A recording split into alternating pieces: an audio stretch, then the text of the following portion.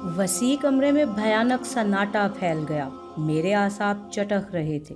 ये होलनाक खेल मामूली नहीं था। दिल की हरकत बंद हो जाती अगर मेरी जगह कोई और होता, मगर आदी हो गया था इन चीज़ों का मैं। इसके बावजूद कुछ देर आज़ा को जुम्बिश ना दे सका। मैं यहाँ से भाग जाना चाहता था। इस होलनाक खाली मकान में दम घुट रहा था, लेकिन हाथ पाँव में जैसे जान ही ना रही थी। काफ़ी देर के बाद ये कैफियत दूर हुई और मैं उठ खड़ा हुआ। मकान से बाहर निकला, गली में आया और फिर भारी कदमों से चलता हुआ गली के सिरे की तरफ बढ़ने लगा। वो मुझे इंसानी खून पिलाना चाहता था, सड़ा हुआ इंसानी खून, जिसे एक खुश रंग मशरूब में शामिल कर दिया गया था। मगर क्यों? इससे उसे क्या हासिल होता? क्या माहौल, क्या समा पैदा किया था उसने? मैं तो तलिस्मी जाल में फंस ही गया था। पता नहीं कैसे बच गया। पैदल चलता रहा, कुछ अंदाज़ा नहीं था कि किधर जा रहा हूँ। होश दुरुस्त हुए तो खुद को रोशन गली में ही पाया। उसी वक्त शकुंता की छोटी बहन पार्वती नजर आई, जो मेरी तरफ दौड़ती हुई आ रही थी। रतन भैया, रतन भैया, उसने हाँफते हुए कहा और मैं रुककर उसे देखने लगा। दीदी बुलाती है, उसने उंगली से खिड़की की तरफ इशारा करते हुए कहा। मेरी निगाहें उस तरफ उठ गईं। खिड़की में शकुंता खड़ी थी। मुझसे नजरें मिली तो उसने हाथ से मुझे ऊपर आने का इशारा किया। शकुंता के उस दूसरे ठिकाने पर जो कुछ मैंने देखा था, इससे ये तो अंदाज़ा हो गया था कि वहाँ भूरिया चरण ने अपना जाल बिछाया था और शकुंता सिरे से वहाँ मौजूद ही नहीं थी। मैं शकुंता के घर की तरफ बढ़ गया। पार्वती मेरे पीछे पीछे आ रही थी। पता नहीं बमलावती घर पर मौजूद थी या नहीं, क्योंकि वहाँ मुझे कोई नज़र नहीं आया था। शकुंता अलबत्ता कमरे के दरवाजे में आ खड़ी हुई थी। मैं करीब पहुँचा तो उसने पार्वती से कहा, तू जा पार्वती, खेल। और फिर उसने मुझे अंदर कमरे में आने का इशारा किया। मैं अंदर जाकर बैठ गया। वो मुस्कुराकर मुझे देखते हुए बोली, कहाँ धूप में मारे मारे फिर रहे हो? गाल देखो, टमाटर की तरह सुर्ख हो रहे हैं पूरे। शरबत लाऊं? नहीं, मैंने सहम कर कहा। अभी थोड़ी देर पहले एक शरबत से निमट कर आ रहा था। कहाँ गए थे दोपहर में? बस ऐसे ही। तुम कॉलेज नहीं गई? 3 दिन की छुट्टी है, हड़ताल हो गई है, उसने जवाब दिया। सब लोग कहाँ गए? सो रहे हैं अपने अपने कमरों में। यहाँ दिन में कौन जागता है? तुम जाग रही थी? हाँ, तुम्हारे पैरों की चाप सुन ली थी। पता चल गया कि आज राजकुमार रतन आ रहे हैं। खिड़की से झांक कर देखा तो सच ही निकला और पारों को दौड़ा दिया। कैसी रही? मैं जवाब में मुस्कुरा भी नहीं सका था। क्या बताता उसे कि कैसी रही। फिर मैंने कहा, शकुंता, मैं खुद भी तुमसे मिलना चाहता था। एक बात मालूम करनी है तुमसे। क्या? पिछली रात को कुछ लोग तुम्हारे घर आए थे, जिनमें एक साहब तलवार मार्क मूंछों वाले थे, काली टोपी, शेरवानी और कुर्ता पहने हुए। बड़े शौक से सुना है उन्होंने तुम्हें कुछ दिया भी है। कुछ मालूम है उनका नाम क्या है? मुरादाबाद के पानदान, शकुंता ने कहा और खिलखिलाकर हंस पड़ी। क्या मतलब? मैंने हैरानी से पूछा। बस इतना ही पता चला उनका। कहने लगे कि नाम से क्या लेना है, तमाशबीन है, कुछ सुनने आए हैं। मन तो चाहा कि उन्हें बहुत सारी गालियां सुनाऊं, पर माताजी का ख्याल था। आंखें दिखाए जा रही थी मुझे। अरे हाँ, बस देख लिया था। मुझे जान को आ गई, बुला कर ही छोड़ा। हालांकि मुलसरी और दूसरी लड़कियां गा रही थी, मगर मुरादाबादी पानदान ने मुझे देख जो लिया था। माँ ने बताया कि मैंने अभी नाचना गाना शुरू नहीं किया है, सीख रही हूँ, तो एडवांस देकर चले गए। घर वाली की गर्दन से नेकलेस उतार लाए होंगे, मेरी गर्दन में डाल गए और कह गए कि जब मैं गाना शुरू करूँगी तो मेरी आवाज़ की लय पर खींचे चले आएंगे। ऐसे बावले आते रहते हैं अक्सर, मगर तुम्हें उनके बारे में मालूम करने की क्या ज़रूरत पेश आ गई? बस ऐसे ही, कुछ और पता नहीं चला उनका। किसी की जूती को पड़ी थी जो पता चला था, मगर तुम्हें क्यों खोज हुई? समझी, मेरी वजह से, है ना? हाँ, मैंने ठंडी सांस लेकर कहा। और शकुंता संजीदा हो गई। उसने मेरा हाथ पकड़ते हुए कहा, तुम्हें मुझ पर भरोसा नहीं है रतन? बस कुछ ही दिन हैं जब मैं ये जगह छोड़ दूंगी। बमलावती जी परेशान हैं, हीरा जो निकल रहा है उनके हाथ से, मगर मेरे पिताजी उन्हें मेरे वजन के बराबर हीरे तोल कर दे देंगे, कह दिया है उन्होंने बमलावती जी से। और फिर रतन, एक नई मिसाल कायम हो जाएगी। इस जगह पैदा होने वाली कोई लड़की शरीफों की दुनिया में पहुंच जाएगी। नाक भूं चढ़ाने वालों के मुंह सीधे होकर रह जाएंगे। लोग इस जगह को अंधा कुआं कहते हैं, जिसमें कोई भी कहीं से आकर गिर तो सकता है, निकल कर रोशनी की दुनिया में नहीं जा सकता। मैं तो हर तरह से खुश नसीब हूँ कि हार भी जाऊंगी और मेरे मन का सुख भी मुझे बाहर भी जाऊंगी और मेरे मन का सुख भी मुझे मिल जाएगा।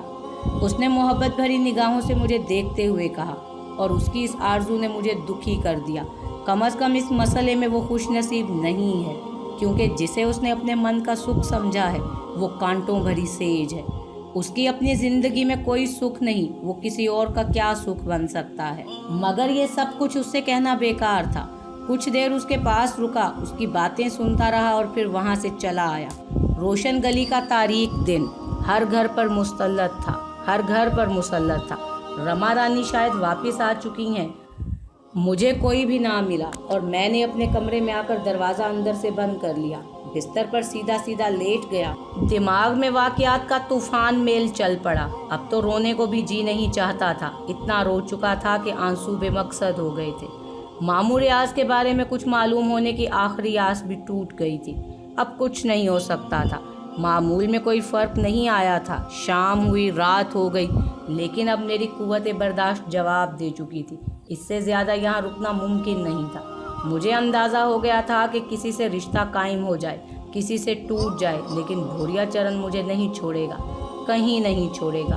वो हर जगह पहुँच सकता है। मुझे अपने काम पर आमादा करने के लिए वो हरगिज़ आजमा सकता है। अलबत्ता एक अंदाज़ा मैं बारहा लगा चुका था। भोरिया चरण ने अब तक उन लोगों को सफ़ाए हस्ती से मिटाया था जो मेरी कहानी से या उससे वाकिफ़ होते थे, या जो मेरे लिए इस मसले को हल करने के लिए कुछ करने पर आमादा होते थे। जिन लोगों को इस बारे में कुछ नहीं मालूम होता था वो महफूज रहते थे।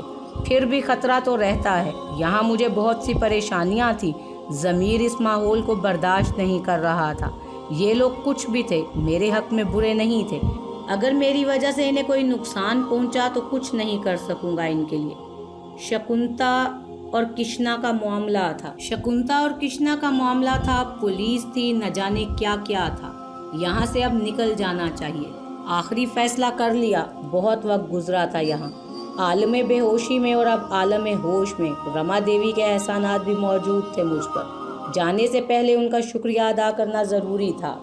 एक कागज़ और कलम तलाश किया मैंने और लिखने बैठ गया। मैंने लिखा, रमा रानी जी, बड़े फ़ख्र से, बड़े मान से मैं आपको माता जी कह सकता हूँ। उस दिन आपने कहा था कि मैं होश में जब आऊँगा तो इस जगह को बुरा समझूंगा और यहाँ से चला जाऊँगा। मैं इस वक्त होश में आ चुका था। मैं उसी वक्त होश में आ चुका था। सब कुछ जान चुका था, सब कुछ समझ चुका था। रमा जी, इस दुनिया को मैंने बहुत ज़्यादा नहीं देखा। जितना देखा है वो मुझे बताता है कि माँ किसी शक्ल में भी हो, माँ होती है।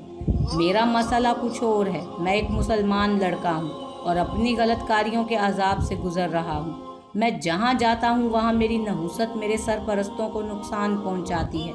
कई बार का तजर्बा है और मैं अपनी इस घर में नहुसतें नहीं छोड़ना चाहता, इसलिए ये घर छोड़कर जाता हूँ।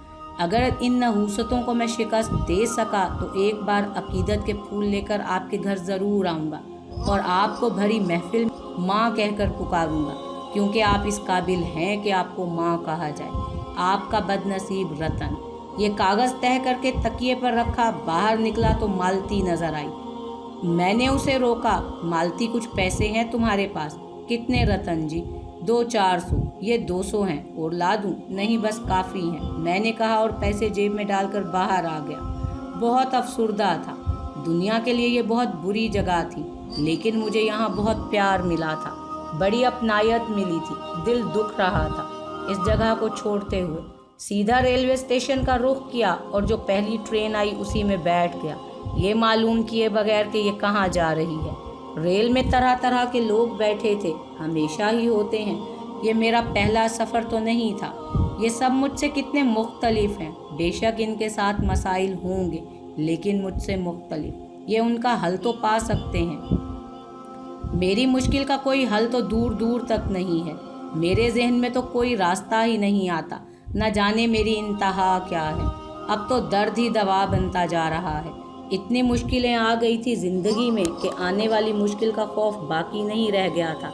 हाँ, इतना ज़रूर था कि किसी और को अपनी मुश्किल का शिकार ना होने दूँ। اور یہ میں کر رہا تھا۔ ان مشکلات میں جینا سیکھ رہا تھا، مگر ان محبتوں کا کیا کرتا جو دل کے ہر گوشے میں جا گزی تھیں۔ ان پیاروں کو کیسے بھول سکتا تھا جن کے ساتھ ہوش کی صبح ہوئی تھی۔ سچی بات ہے کہ اب تو زندگی سے دلچسپی بھی نہیں رہ گئی تھی۔ مجھ پر بہت سے مقدمے قائم تھے، ہو سکتا ہے کہ اب مجھ پر کوئی انعام بھی رکھ دیا گیا ہو۔ گرفتار ہو جاؤں تو کچھ برا بھی نہ ہوگا، مگر وہ منحوس مجھے مرنے تو دے۔ آنکھوں میں غنودگی سی آ گئی، شاید کچھ نیند کے جھونکے بھی آئے تھے۔ قریب بیٹھے ہوئے ادھیڑ عمر شخص نے ہمدردی سے ایک طرف سرکتے ہوئے کہا، نیند آوت ہے ہیرا، لو لیٹ جاؤ، سو جاؤ، ہم جاگت ہیں۔ نہیں بابا جی شکریہ، آپ کو تکلیف ہوگی۔ نا پت نا، کاہے کی تکلیف، سفر ہے کٹتا کٹ جاوے گا، لیٹ جاؤ۔ آپ مجھ سے باتیں کریں بابا جی۔ چپ چاپ بیٹھا ہوا تھا اس لیے نیند کے جھونکے آنے لگے۔ میں نے مسکرا کر کہا تو انہوں نے کہا، تمہاری مرضی۔ آپ کہاں جا رہے ہیں بابا جی؟ بیکانیر، ہماری بٹیا کی سسرال ہے، وہاں اسے لینے جاوے ہیں۔ کہاں کے رہنے والے ہیں؟ ہمارا گاؤں رتولی ہے، سکے کا کام کرے ہیں وہاں، 20 گھر لگا رکھے ہیں، مولا گزر کرا دیوے ہے۔ معمر شخص نے کہا، مگر اس کے الفاظ میرے لیے کسی دھماکے سے کم نہیں تھے۔ رتولی کا نام میرے لیے بہت اہمیت کا حامل تھا۔ میں نے کسی قدر بے صبری سے پوچھا، آپ رتولی کے رہنے والے ہیں؟ ہاں ہیرا، کیوں؟ کیا نام ہے آپ کا؟ امام بخش۔ بابا امام بخش، آپ تو وہاں کے رہنے والے سب لوگوں کو جانتے ہوں گے، وہاں پرکھوں سے آباد ہیں، اب نئی نگری بس گئی ہے، وہاں کچھ نئے لوگ بھی آباد ہو گئے ہیں۔ وہاں ایک بہت نیک بزرگ رہتے تھے، بڑے سچے اور دیندار آدمی تھے، میں ان کا نام بھول گیا، پرانے آباد تھے۔ ہاں بہت پرانے، میں نے امید بھرے لہجے میں کہا۔ بڑے اچھے منوی آباد ہیں وہاں، ابراہیم نانا ہیں، حمید اللہ خان ہیں، علیم الدین خان مرحوم تھے، گلاب علی تھے، بیچارے ہندو مسلمانوں کے جھگڑے میں مارے گئے۔ دماغ میں چھناکا سا ہوا، ایک نام شناسا تھا، 100% چاند خان نے یہی نام لیا تھا، علیم الدین خان، یہی نام تھا۔ میں نے بے اختیار کہا، ہاں علیم الدین، فوت ہو گئے ہیں بیچارے، دما دم لے کر ٹلا، دمے کے مریض تھے، اور پھر عمر بھی 80 سال کی ہو گئی تھی، انتقال ہو گیا ان کا۔ میں نے ڈوبتی ہوئی آواز میں پوچھا، لو آج کی بات ہے، 7-8 سال ہو گئے، کوئی رشتے دار تھے تمہارے؟ میں نے کوئی جواب نہیں دیا۔ عجیب سی کیفیت ہو رہی تھی، روشنی اندھیرا، یہی ہوا تھا آج تک۔ وہاں ایک پرانی مسجد بھی تھی جس میں کسی نامعلوم بزرگ کا مزار تھا۔ بالآخر میں نے کہا، اسی پر تو جھگڑا چلا تھا، کمزاد ہریا لال نے سرکار سے 8 بیگھہ زمین خریدی تھی، اور پرانی مسجد کی زمین بھی اسی زمین کے بیچ آ گئی۔ ہریا لال وہاں آبادی کرنا چاہتا تھا، سو اس نے مسجد پر بھی نظر ڈالی اور مسلمان اٹھ کھڑے ہوئے، پھر بس بھیا لٹ چلے، سر کھلے، 6 آدمی مارے گئے، 4 مسلمان 2 ہندو، پولیس آ گئی، جھگڑا بہت بڑھا، پھر مقدمہ چلا اور فیصلہ ہریا لال کے حق میں ہو گیا، جس کی لاٹھی اس کی بھینس، سرکار بھی انہی کی۔ وکیلوں نے کہا کہ مسجد پرانی ہے اور مسلمان اسے استعمال بھی نہیں کرتے، اس لیے ہریا لال کو اجازت دے دی گئی کہ وہ اپنی زمینوں کو مسجد کی طرف بڑھا لے۔ مسلمان سر پر کفن باندھ کر آ گئے، خوب پکڑ دھکڑ رہی، آدھی بستی تو ایسے ہی خالی ہو گئی تھی۔ پھر ایک بزرگ کو خواب میں بشارت ہوئی، پرانی مسجد کے مزار کے بزرگ نے کہا کہ زمین اللہ کی ہے، ہم خود یہاں سے ہٹے جاتے ہیں، مسلمانوں کو نقصان نہیں پہنچنا چاہیے۔ بزرگ کی بات سب نے مانی اور ہریا لال نے اپنا کام کر دکھایا۔ سو اب اس جگہ نئی نگری آباد ہو گئی ہے، سارے ہندو آ کر آباد ہوئے ہیں وہاں، یہ ہے وہاں کی بات۔ پر علیم الدین خان صاحب کا تو 7-8 سال پہلے ہی انتقال ہو گیا تھا۔ میں خاموشی سے سب کچھ سنتا رہا، میرے دل میں ایک عجیب سی ہوک اٹھ رہی تھی۔ یہی ہو رہا تھا، شروع سے یہی ہو رہا تھا۔ بھوریا چرن ہر راستہ روک لیتا، تقدیر اگر کچھ بھی سامنے لاتی تو بھوریا چرن وہ کھیل ہی ختم کر دیتا۔ کیا اس کمبخت کا کوئی توڑ ہے؟